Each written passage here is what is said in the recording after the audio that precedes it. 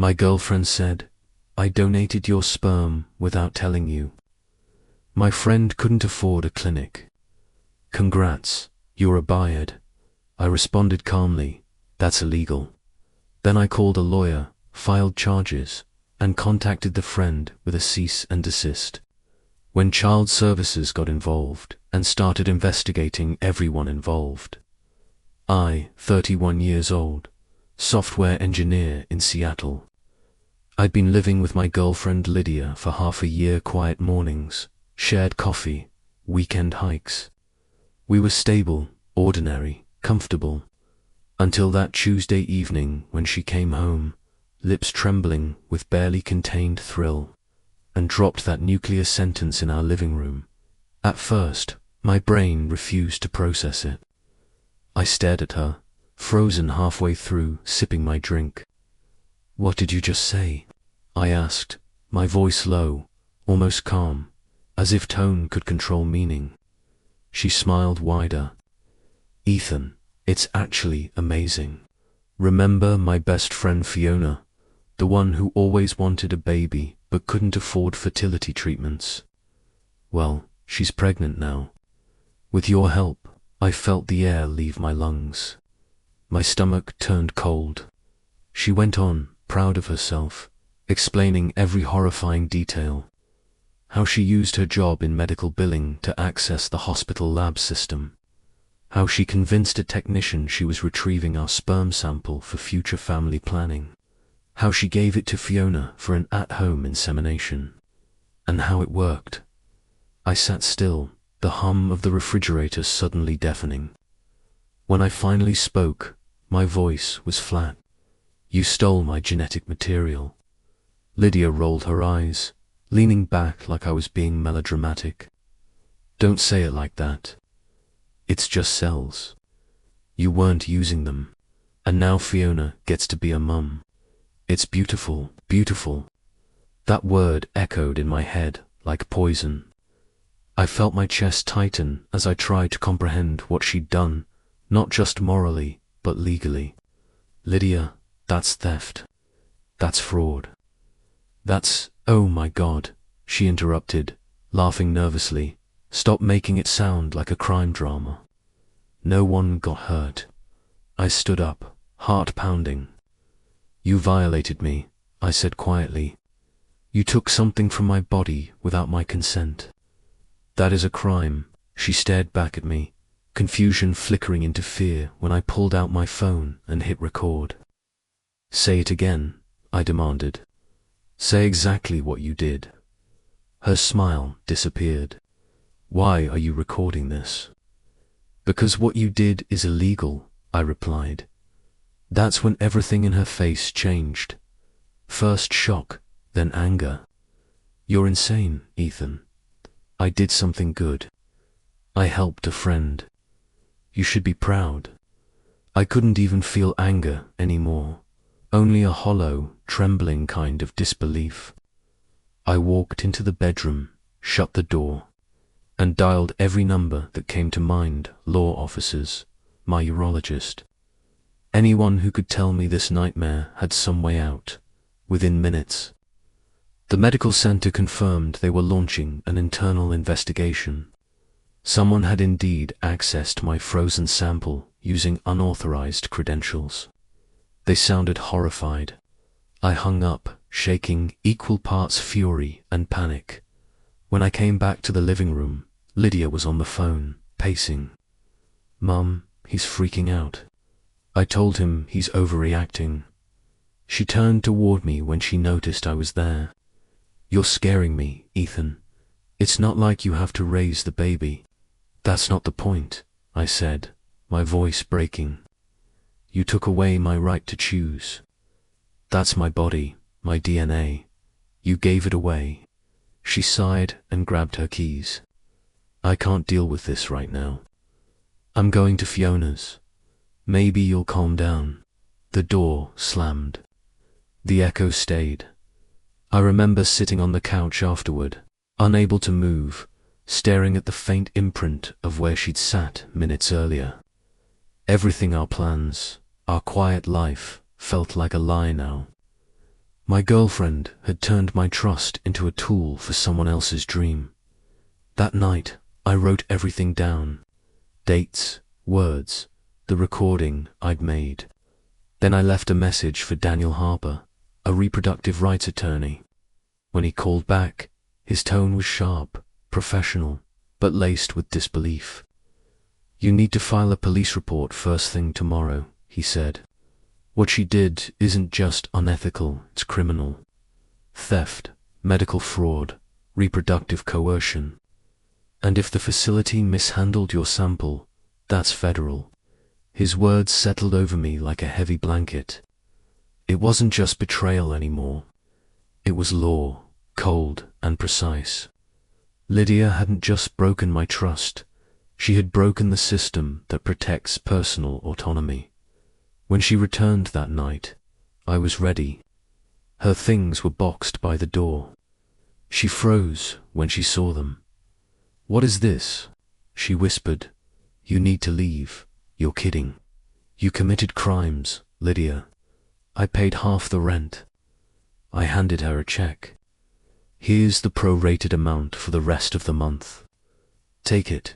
She snatched the check, tears welling up. "You called the cops?" "Yes." Her phone buzzed. She looked down. "Fiona says detectives came to her work. You did this to us." "No," I said, staring straight into her eyes. "You did this." Her mother arrived 20 minutes later, shouting that I was ruining her daughter's life. I stayed silent, standing in the doorway as they hauled boxes to the car. Lydia's last words before leaving cut through me. "You'll regret this, Ethan. That baby deserves a father." I didn't answer. I just locked the door behind her. When the silence finally settled, it felt heavier than grief. It was the sound of something final, of a life dividing cleanly in two, before and after. I sat on the couch, the same place where she'd made that confession, and realized I'd just lost the person I loved, the trust I'd built, and a piece of myself I could never reclaim. And somewhere out there, a stranger was carrying my child conceived through theft. The next morning felt unreal, like waking up in someone else's nightmare. My reflection in the mirror looked the same brown eyes, same tired lines, but I didn't recognize the man staring back. I kept hearing her words. "Congrats, you're a dad." They rang in my head like an accusation, like mockery. I spent the entire morning at the police station. The detective, a middle-aged man named Sergeant Reeves, listened carefully as I recounted every detail. He didn't interrupt much, but I caught the brief flicker of disbelief when I played the recording from my phone. Lydia's voice, cheerful and proud, explaining how she'd helped her best friend using my sperm. When the audio ended, he let out a slow breath. "I've seen reproductive coercion cases before," he said, rubbing his temple. "But nothing like this. The medical access makes it serious.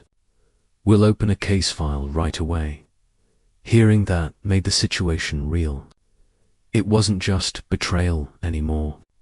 It was evidence, reports, charges. When I left the precinct, the autumn air outside felt sharper, colder. By evening, Lydia came back. I heard her car before the knock. I'd already boxed up the last of her things: photos, her favorite mug, the books we used to read together. When she stepped inside and saw everything, her face crumpled. "Ethan, please. We can fix this." "No," I said. My voice didn't shake this time. "You need to go." She looked stunned, as if she still believed this was just a fight that would blow over. "You're throwing away everything over a mistake." "Mistake?" I asked quietly. "You used stolen medical data. You stole something from me. You didn't trip and fall into that." She started crying, calling me heartless. Then her mother barged in again, eyes blazing. You're ruining her life over this nonsense. This nonsense is felony theft, I said evenly. She accessed a lab database illegally. She distributed human genetic material without consent. Those are crimes. She didn't hurt anyone. She hurt me. That silenced the room for a moment. Lydia was sobbing now, pleading for me to drop the charges. Her mother shouted something about forgiveness and second chances. I didn't answer. I just opened the door. You need to leave. When the door finally closed behind them, I stood in the quiet apartment, my pulse still pounding in my ears. For the first time in my life, I understood what violation truly meant, not just physically, but existentially. The next few days blurred together. Calls with my lawyer, more statements for the detective. Emails from the medical center's legal department confirming Lydia had used her credentials to gain access to the lab. The technician she'd manipulated was already fired. They promised to cooperate fully with law enforcement. Then came Fiona's voicemail. Her voice was trembling. Ethan, please. I didn't know. Lydia told me you agreed. I thought it was a gift. I'm already 8 weeks pregnant. Please don't ruin my life. I listened twice, numb. Then I forwarded the message to my attorney. Good, he said later. That's evidence. She knew where the sample came from. That helps our case. But none of it felt good. I couldn't sleep. Every time I closed my eyes, I saw Lydia smile when she said it worked. That bright, careless pride. A week later, the district attorney's office confirmed formal charges: fraud, theft, misuse of medical data, conspiracy. When I read the words, it didn't feel like victory. It felt like reading the obituary of something that used to be love, and then came Child Protective Services. A woman named Darlene showed up at my door with a folder full of documents. She said she needed to discuss the welfare of the unborn child. I let her in, confused, exhausted. She sat across from me, expression professionally neutral. Mr. Cole, she began, you're listed as the biological father. The mother claims you've refused involvement. I felt my jaw tighten, because I never consented to be involved.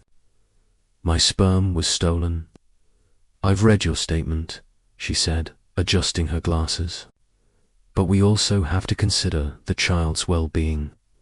With all due respect, I said, you should be considering the crime that created that child.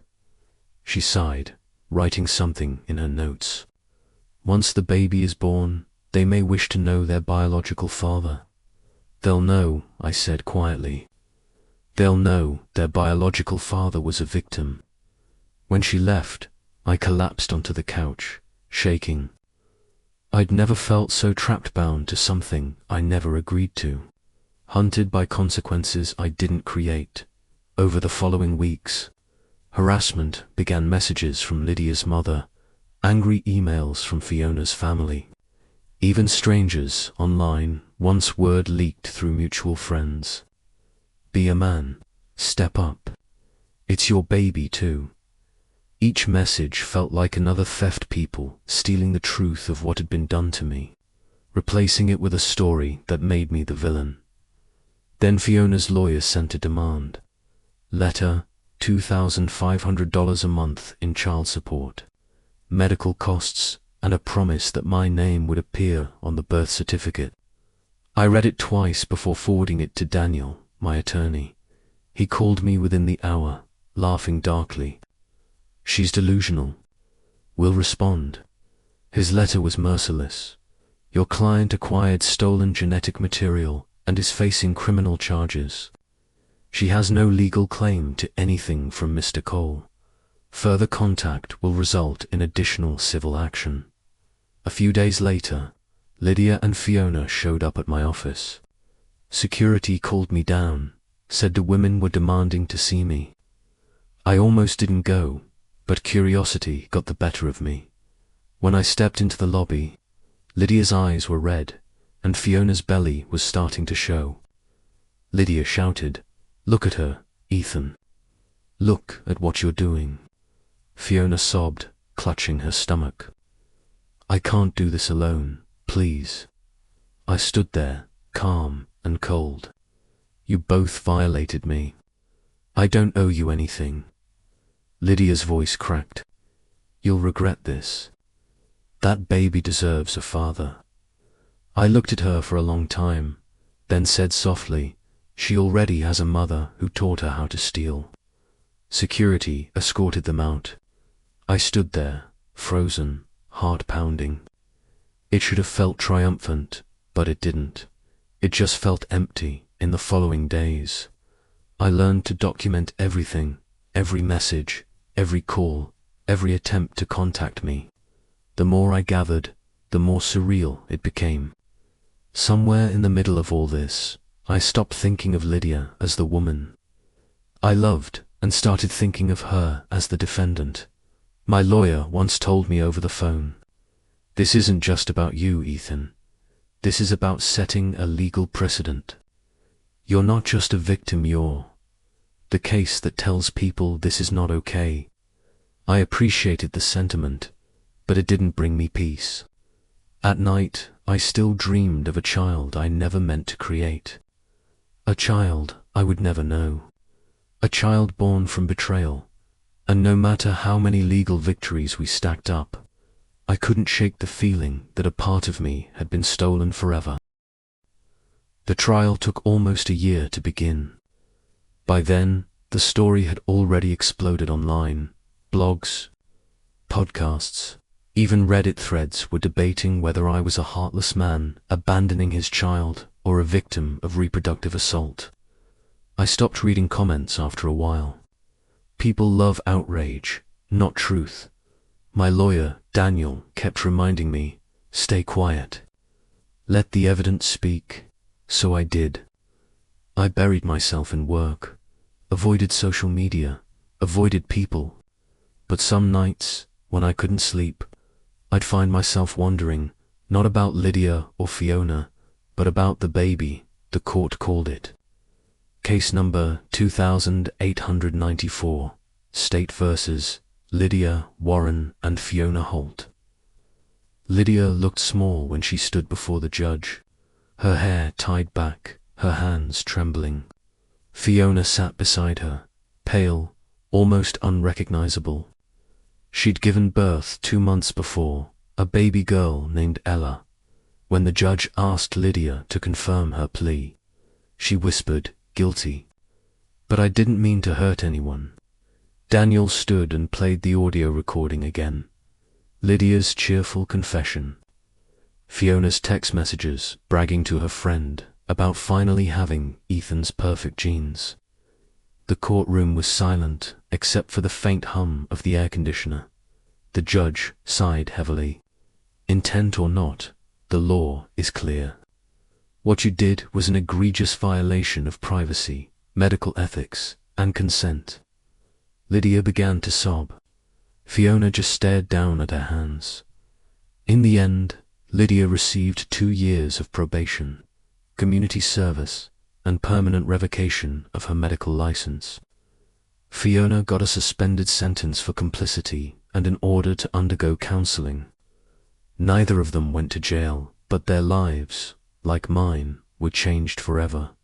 When it was over, the judge turned to me. Double quote, "Mr. Cole, I know no sentence can undo what happened, but your courage in pursuing this case has helped define the boundaries of consent in reproductive law." I nodded, not sure what to say. It felt less like a victory and more like closing a door that should never have been opened. Outside the courthouse, reporters swarmed. Flashbulbs popped. Microphones shoved toward my face. "Ethan, do you feel justice was served? Will you ever meet the child? Do you think men need better protection in reproductive cases?" I just said one thing: consent should never be optional for anyone. Then I walked away. That night, when I got home, I found an envelope on my doorstep. No return address, just my name in Lydia's handwriting. Inside was a single photo, a baby girl with big brown eyes and a tiny dimple on her cheek. There was a note beneath it. Her name is Ella. She smiles when she hears music. Whatever you think of me, please know she's innocent. I stared at that photo for a long time. Something twisted in my chest. Anger, guilt, tenderness, all tangled together. I wanted to throw it away. I wanted to burn it, but I couldn't. I placed it in a drawer, closed it, and turned off the light. Months passed. Life started to normalize, or at least something close to it. I moved to a new apartment, started therapy, and tried to believe I was healing. But every so often, I'd hear a baby laugh in a cafe, or see a stroller passing by, and my chest would tighten. One evening, as I was leaving work, I saw Fiona standing across the street. She looked thinner, older. She didn't say anything, just held up her phone to show me a picture of Ella. The baby was smiling, waving a tiny hand. Fiona whispered, "She deserves to know who her father is." I swallowed hard. She deserves to know the truth. Then I walked away. I don't know if I did the right thing. Maybe someday, when Ella is old enough to ask questions, she'll find the court documents, the interviews, the news articles. Maybe she'll hate me. Maybe she'll understand. But until that day, all I can do is live with the truth that love, when corrupted by control, can destroy everything it touches. And sometimes, justice doesn't look like punishment. It just looks like surviving.